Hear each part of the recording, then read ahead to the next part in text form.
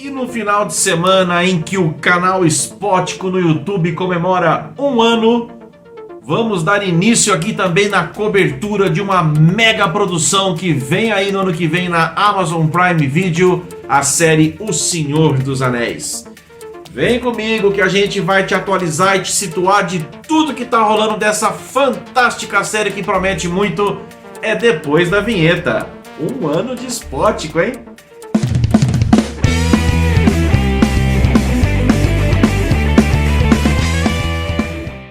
Um anel para todos governar, um anel para encontrá-los, um anel para todos trazerem na escuridão aprisioná-los. E aí galera, Spótico na área, tudo bem? Tudo certinho com vocês aí?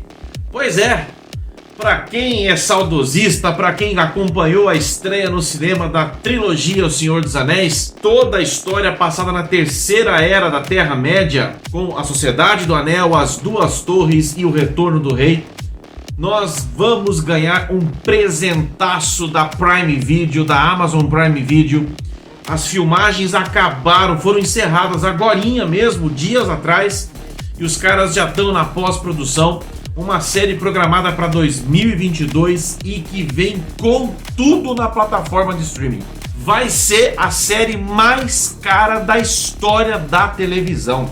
A Prime Video vai gastar por temporada 465 milhões de dólares em média.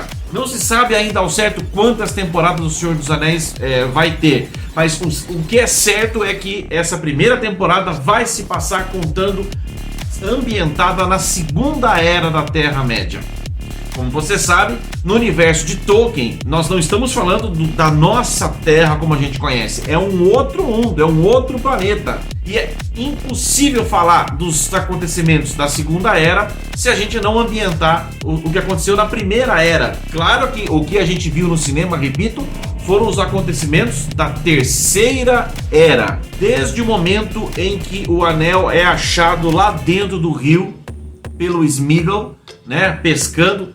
Tudo que se desenrolou dali pra frente trata-se da Terceira Era. Os filmes adaptados também da obra O Hobbit pertencem também à Terceira Era, porque são todos os acontecimentos que se desenrolaram depois da grande batalha, da última aliança entre elfos e homens, e que se levantaram contra Sauron, aonde Isildur, da árvore genealógica de Aragorn, vence juntamente com os elfos, derrota o Sauron, mas não destrói o anel, pendura ali no pescoço e segue com ele, é seduzido pelo anel, e dali pra frente tudo que aconteceu a gente viu no cinema com os 3 filmes de O Hobbit e os 3 filmes da trilogia O Senhor dos Anéis. O que acontece, bem resumidamente, o que acontece na Primeira Era? Existia, antes de tudo, antes mesmo da própria criação da Terra-média, existia uma espécie de um conselho chamado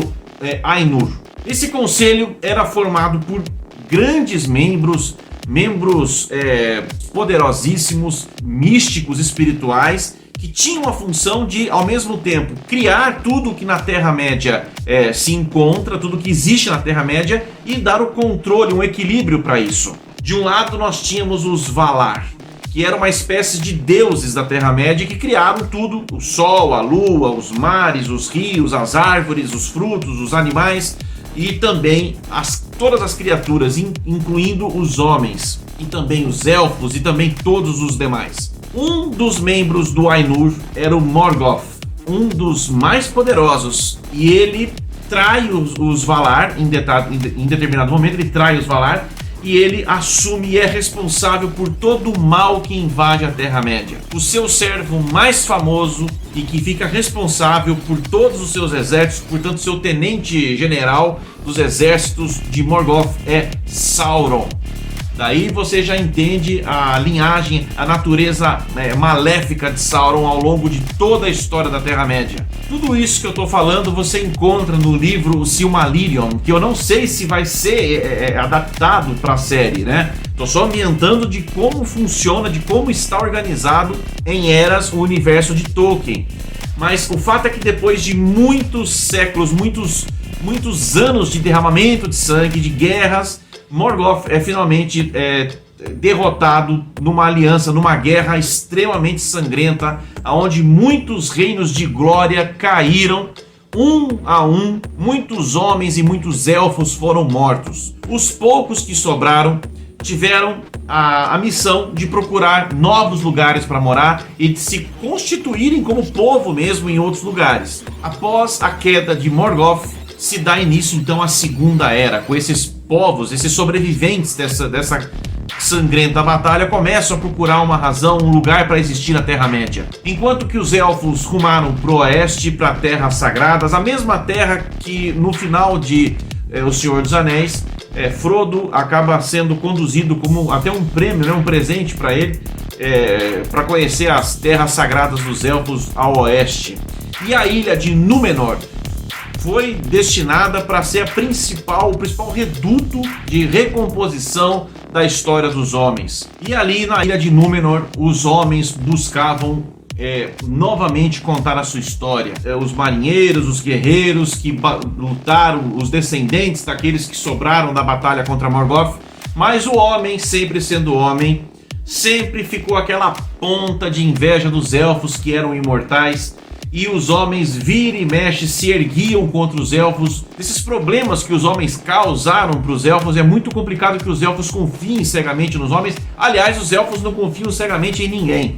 Por isso que sempre a gente vimos nos filmes e está nos livros a mediação dos grandes magos, né? Saruman, Gandalf, mediando situações conflituosas entre homens e elfos. Ainda na Segunda Era, Sauron, desprovido do seu amo Morgoth, que foi derrotado na batalha, acaba se aliando, se juntando, aprendendo junto com ferreiros elfos a arte da forja de anéis, mas da forja mística de anéis.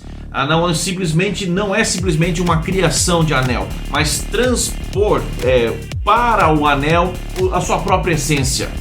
Por isso que quando Sauron tem o seu corpo derrotado no final da Segunda Era, na última aliança entre homens e elfos, e quando Isildur não destrói o anel, toda a saga da Terceira Era é possível da gente assistir, porque Sauron continua, a essência de Sauron continua viva no anel, e esse anel busca seduzir o seu portador, sempre buscando um meio de fortalecer cada vez mais Sauron para um retorno, que é isso que a gente viu em toda a saga nesses 6 filmes. Sauron tenta se levantar mais uma vez, mas mais uma vez é derrotado pelo último rei de Númenor, é trazido para Númenor como refém, e aí está o grande erro.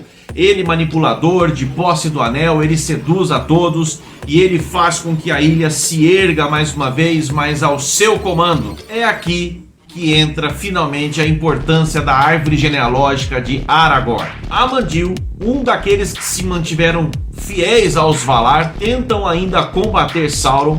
E assim como Amandil, o seu filho Elendil e os seus netos Anarion e Isildur partem para nunca se curvar diante de Sauron. E esse núcleo de resistência vai buscar uma aliança improvável com os elfos, já com Elrond e Galadriel, que há mais de 1700 anos já viviam na Terra-média. Foram eles que foram responsáveis pela fundação da cidade sagrada, da fortaleza sagrada élfica de Rivendell. E eles aceitam essa aliança, se unem aos homens, e é a introdução de Senhor dos Anéis, a Sociedade do Anel, onde Sauron é mais uma vez derrotado por Isildur. E foi a guerra mostrada, né, que foi o pontapé inicial. Então nós vimos o finalzinho da Segunda Era para o desenrolar de toda a Terceira Era, que foi os filmes que a gente assistiu. Se nós vamos assistir na série os acontecimentos da Primeira e da Segunda Era, não sei.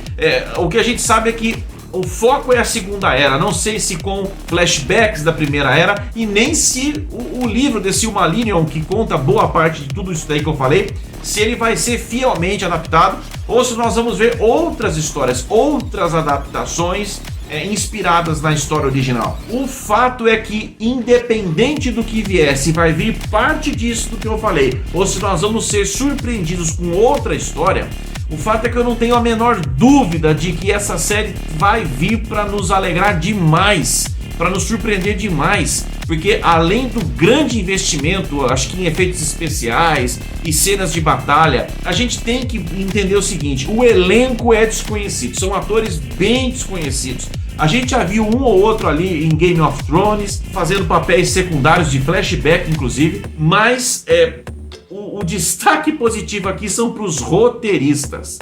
Roteiristas de muito peso. Nós vamos ter ali roteiristas de Breaking Bad, Game of Thrones, de Toy Story 4, Stranger Things. Olha o naipe dos roteiristas que os caras foram contratar. Você tem alguma dúvida? Eu falei aqui alguma série que não foi sucesso.